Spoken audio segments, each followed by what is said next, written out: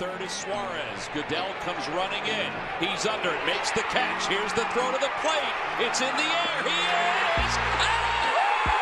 Cameron Rick hangs on! Oh, man, what a play!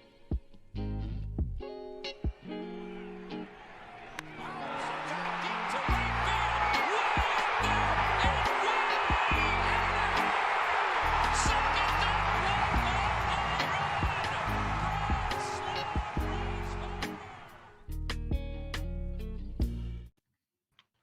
Welcome back to the Stupid Money Podcast. This is an unplanned emergency episode, and under normal circumstances, I don't think this would be an emergency episode. The Phillies have done absolutely nothing so far this offseason, so this one was definitely worth it. But Phillies have come to terms with utility player Whit Merrifield. I'm gonna get this up here so we can. Dave saw my perfect offseason, and he had to do it.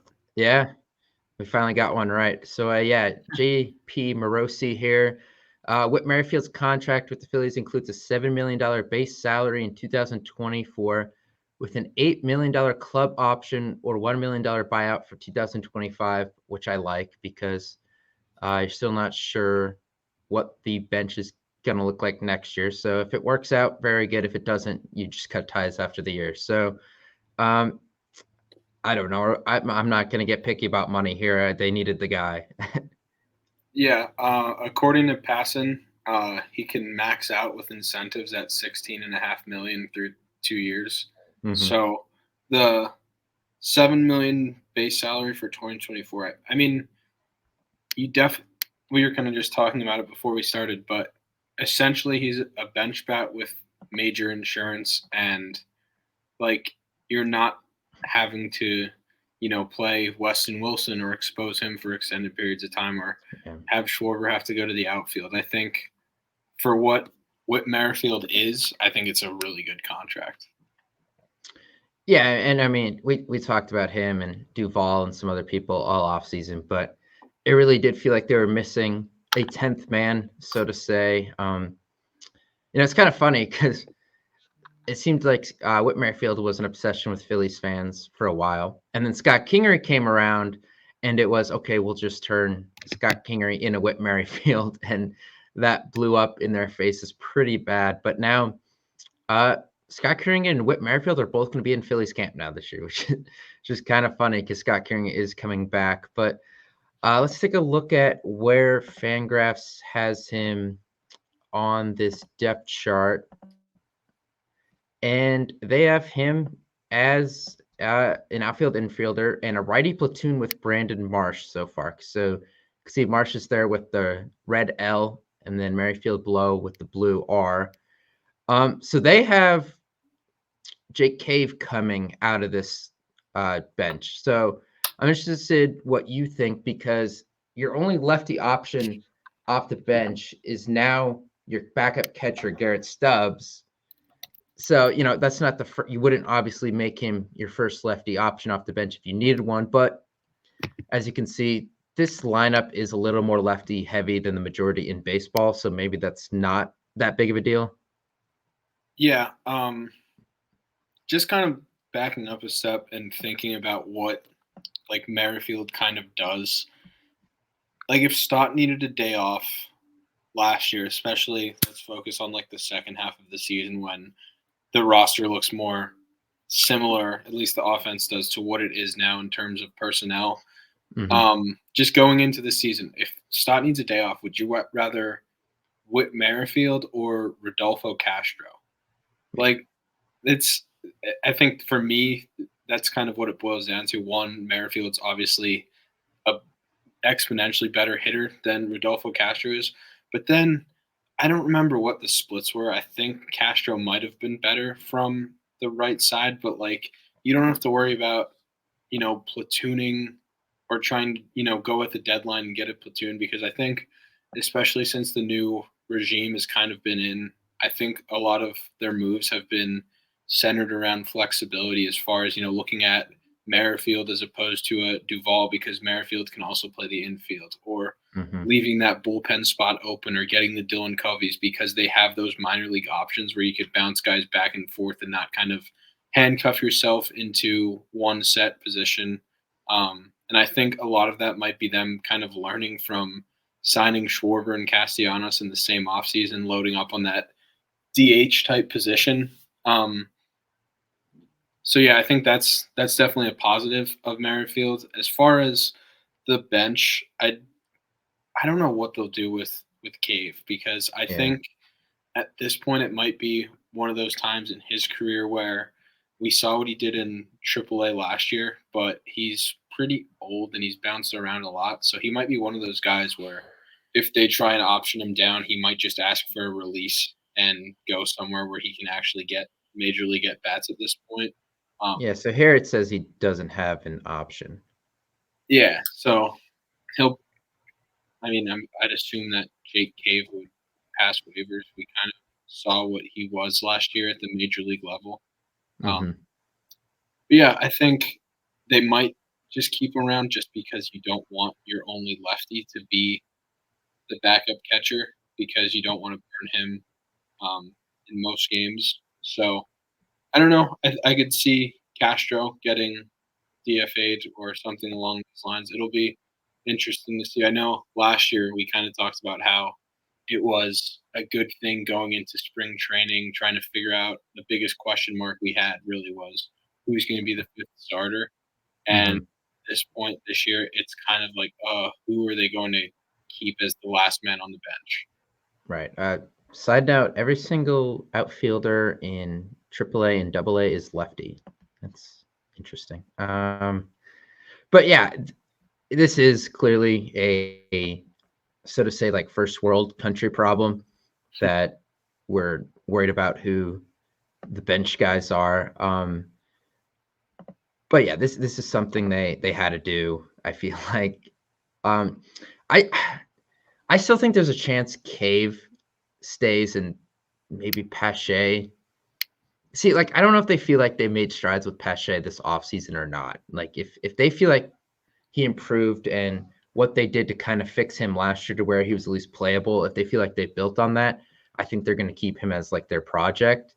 But Cave does have the first base flexibility, which I think they like. But if you have Sosa who can play third and Merrifield, I guess, could play some third, then technically, I guess Bohm is your insurance for Harper. So maybe it doesn't matter in a sense then if you have two guys in your bench that could play third and then move Bohm to first if something happens to Harper. Yeah. Pache's interesting because, he was awful with the A's and they beat him, even though they kind of got him when he was like a top 25 prospect in the sport. He never really got traction with the Braves. And then he had that like first stretch with us where he was horrible. And then he had that kind of month stretch from the Miami home run until he popped the screw out of his elbow where he was pretty good.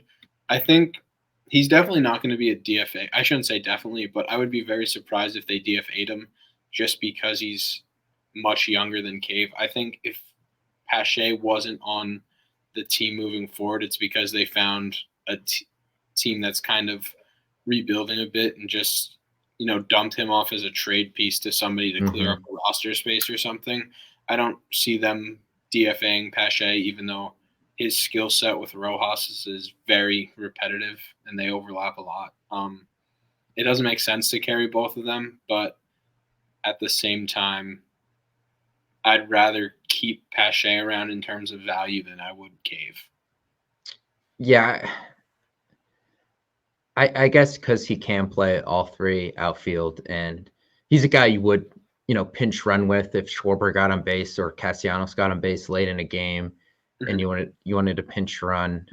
He gives you that because he is the fastest guy on this bench now. I think so. Like, Merrifield was a very fast player. I'll get a savant page up, but I had last year Merrifield was in the 85th percentile in sprint speed at 28.7 miles an hour. Yeah, he's 80th in base running value right here. Not miles an hour, feet per second or whatever.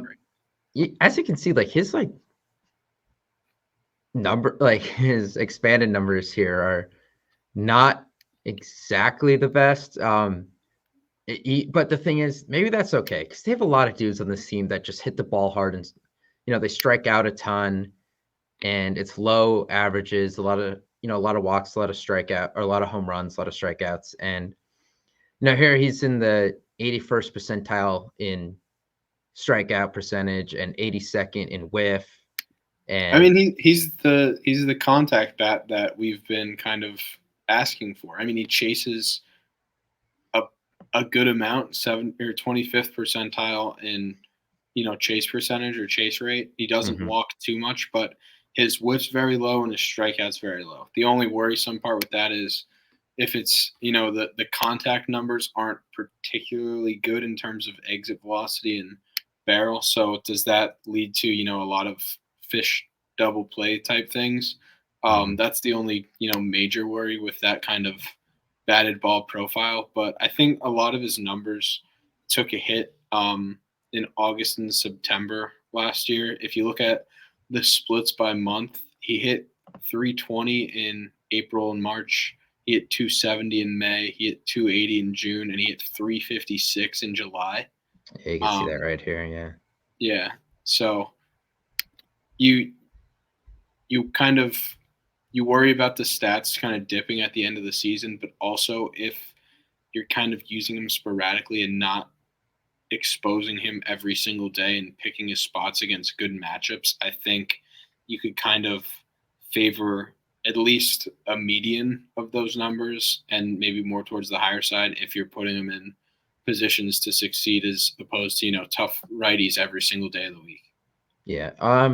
Curious about his fielding here because they have him as a below average fielder on here. And I don't know how much of that is the fact that he does play so many different positions that it's hard to properly quantify what he is. But yeah, so kind of like we said, with him being signed, it's more so him being insurance for Marsh and then Marsh being the center field insurance for Rojas. I think a lot of Merrifield's stuff will kind of come down to the last 2 years. We haven't really seen them trust Marsh against lefties as much. Right. So it'll be interesting to see how they kind of match that up now that they have a proven, right-handed bat behind him as opposed to some of the other guys. Left field. Here we go. Last year, he played 81 games in left, and the numbers weren't great, but also he had one error in 81 games. So, yes, the numbers aren't great, but he's fast, and Citizens Bank Park left field's not particularly tough to play. As far as, walls and scalings and stuff like that, especially with Rojas being in center. So if you're kind of just weighing it out and arguing that it's a bad contract, I think the only reason that I could tend to agree would be because of where they're at as far as the tax. But if you're just looking at insurance or upgrades, you let Marsh be the backup for Rojas in center field, where we've seen him be an above average defender. And then you don't have to worry about putting Schwarber in left when Marsh goes to center. You now have Merrifield, who might be a below average defender as far as metrics go, but he had one error in 81 games and he's fast. So you'll miss some of the blunders that Schwarber's lack of speed created. Yeah, I mean, we're just looking for average offense, I think. Yeah. Or defense, I mean. They because the guys that were out there were just so below average, and they still made it as far as they've made it the last two playoffs, that just having average is a huge step up because, the ceiling of this team was Game 6 of the World Series with bad defense. Then, what is it with good defense, with just average defense? You're thinking it's a World Series win. So, I'm not too caught up in defensive metrics because you just have to be better than Schwarber and sometimes Castellanos, which I think is the case here, definitely. And all of a sudden, this is like a decent defensive team because if you have Rojas in center where he's best, Marsh is better in left and center. Castellanos, it's whatever. He doesn't make errors, but he doesn't make special plays. we think Harper is a way better first baseman than Hoskins. Realmuto's probably lost a step, but he's still pretty good back there. Stott is on his way to being a perennial Gold Glove type guy. Turner said today when he went to media that he thinks there's more defensive potential in there for him than he's shown. He said he's putting too much pressure on himself, which we kind of knew. And Bohm's going to be Bohm. It is what it is over there. But overall, this team is a lot better defensively. Now having Merrifield as a bench option does help that too. Yeah, I mean, if you kind of just look at awards, Marsh was a Gold Glove finalist and left the year that they traded for him. Mhm. Stott was a Gold Glove finalist last year. Rojas led the league in defensive run saves since the time he got called up last year. And then Wheeler was a Gold Glove winner last year. Did he win? He won. Yeah. And then Ranger's a better fielder than Wheeler is. So Mhm. you have a lot of award nominee type players across the diamond. I know it's, at least for me, it's really tough to kind of merit what a pitcher's Gold Glove is just because they get so little action. I know a lot of pickoffs go into it and stuff like that, and just fielding the slim amount that goes back to them. But you have very sure-handed people across the diamond, and I think the key to them being a good, borderline, great defensive team will be see where Turner kind of falls on that pendulum. We've seen him be good in years past when he was with Washington and the Dodgers for some years, and we saw him be really bad for a few months last year. So I think if he could kind of just get back to being average and good. We saw the double play that he turned against the Braves in the playoffs. We know it's there. It's just a matter of being consistent. And I think we've seen what Bobby Dickerson's been able to do with Bohm and Stott, kind of just working with those guys consistently. So hopefully another full spring training with Turner and kind of looking at film and where he was at last year, kind of having that whole spring with them to not just get acclimated with each other, but analyze where they went wrong. That'll definitely be beneficial. Yeah, I'm reading through Twitter here, and some people are concerned that this signing maybe means that Marsh is not going to be ready for opening day. I know we were in the boat that this needed to happen anyway. Do you still feel the way we felt all offseason, or do you think that they were more motivated to do this move because they don't know exactly what's up with Marsh? I mean, they know what's up with him, but they don't know his maybe they're not so sure on his return date. I think the Phillies and just surgeries the last few years have just thrown me off. Sir Anthony took forever to get Tommy John. Harper, I know he got the surgery 2 weeks after the World Series. So I get it. Enjoy 2 weeks of your off season to wind down and everything and, come to the decision that you want to do. But the Marsh injury, they said apparently he kind of attributed or hinted that it was back to that play in, I think, St. Louis or Cincinnati. Cincinnati, yeah. Yeah. So okay, you don't want to get it in the season. You could play through it. I get that. But then why wait until January or whatever you got it? I'm not overly concerned about him, but if people are worried that he's more injured than they're letting on, then hell yeah, they signed Whit Merrifield. That just makes the signing even better. I don't think it's cause for a concern. It could just be media talk that they're not really, letting on that it's not a big deal for Marsh. That's definitely possible that it's a bigger deal than it is, but also they're doing what they had to do in case it is. It's not a desperation panic move. They signed an above average player throughout his career to a good contract that gives you flexibility. I don't see an issue with that. Yeah. I really don't either. And it makes sure that you don't have to rush Marsh back if he is more hurt than needed. Because that'll just make it worse. Right.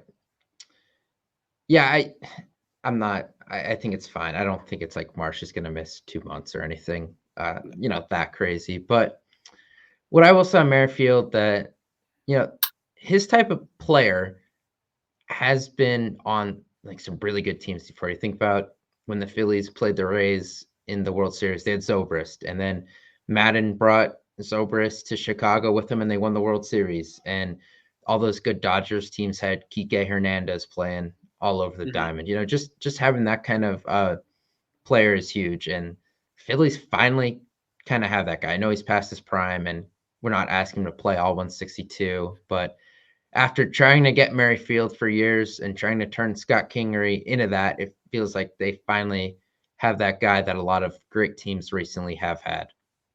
Yeah, I think it's a necessity, and I think it's good to see the organization start to value like that, the flexibility that I talked about earlier. Mm-hmm.